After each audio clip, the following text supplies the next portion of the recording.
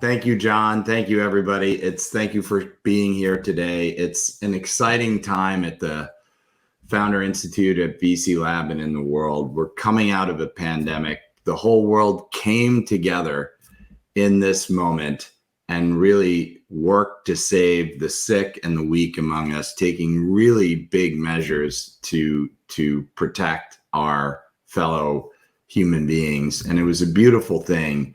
It was difficult for us to do.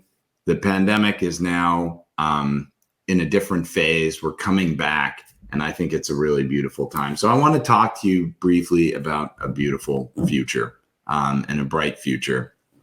So when I look at the world today, we had this moment where we all came together and did something, and some things that we thought were impossible, like the price of oil going to zero, happened, right? It actually went negative. And, if you had asked anyone at any time in the last few decades, would the price of oil go to zero? I don't think anyone would plausibly believe that. And it happened, as well as many other things. So we're at an important time of change where I think by 2030, we can, number one, reverse climate change. Number two, increase the biodiversity on this planet. And number three, do this all powered by renewables. Okay. And 2030 is now less than 10 years away. It's under 8 years, but we can do it because we have innovators that are coming up with solutions that will empower this vision to be possible, right? We have supporters like the Founder Institute and other organizations helping those innovators to make the future possible. And we're going to be talking with an innovator, Phil Libin, and a funder, James Joaquin, next. So we'll hear both sides, and they're aligned with a lot of what I'm talking about. And last but not least, you have money coming in to fund the whole thing. And we've been working on this because we have the Founder Institute, right, which is helping the innovators in the supporter category. And we have something called VC Lab, which is helping to create investment and bring more money to the table so that the innovators can make this change possible by 2030. So I want to talk a little bit about the history of the Founder Institute and VC Lab, because it's not really well known. A lot of people are still confused. So the Founder Institute is designed to help founders launch companies all around the world. And as John laid out the stats at the opening, we're everywhere today. And we want to help entrepreneurs, whether they're trying to make the world a better place or just trying to optimize things that need improvement. But we want to encourage as many people as possible to work on things that are going to improve the lot of humanity, improve biodiversity on the planet, reduce climate change and the like. So we created a For Progress designation a few years ago.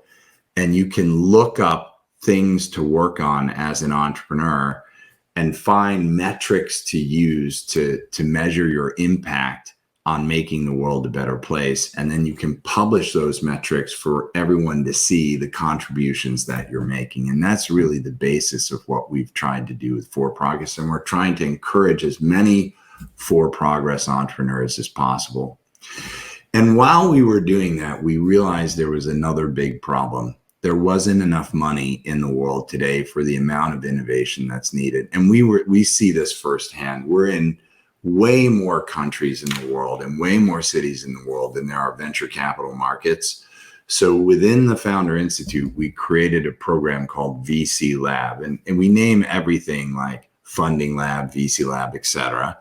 And the purpose was to really create more venture capital firms all around the world to back the innovators that are going to make the change that we need to see in the world.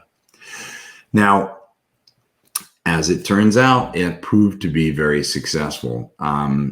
We were a significant double-digit percentage of all the new funds created almost right away.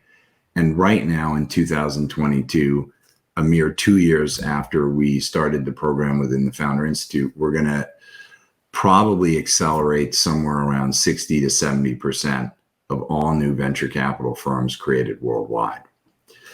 So as a result of the growth of that particular line of business, we decided to spin it out as a separate company. So VC Lab is a separate company, and our mission is to create 1,000 new venture capital firms by 2025 who are going to power the change that we want to see in the world.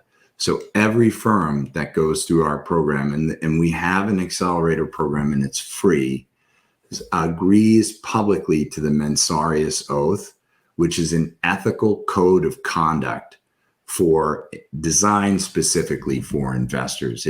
You take an oath to treat everyone fairly, to work on for the good of yourself and others. And you can read the oath if you're interested, but it is a requirement for everyone that joins our programs that they publicly agree to it, because we want the next generation of investors to do good in the world. And we're building the entire venture capital market over from scratch.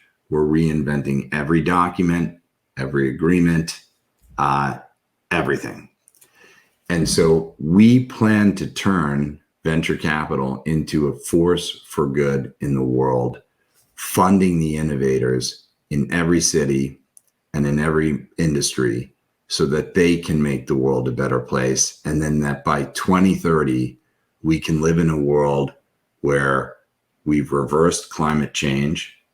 We can live in a world where we've increased biodiversity, and we can do all of this while powered on renewables. So that's it. Thank you very much. If you're interested in VC Lab, please, you can go apply. We have the next cohort starting in a few weeks' time, and we'd love to have anyone who really thinks that they can be a positive contributor in the world by allocating capital to join the program. It's free, and we're here to help.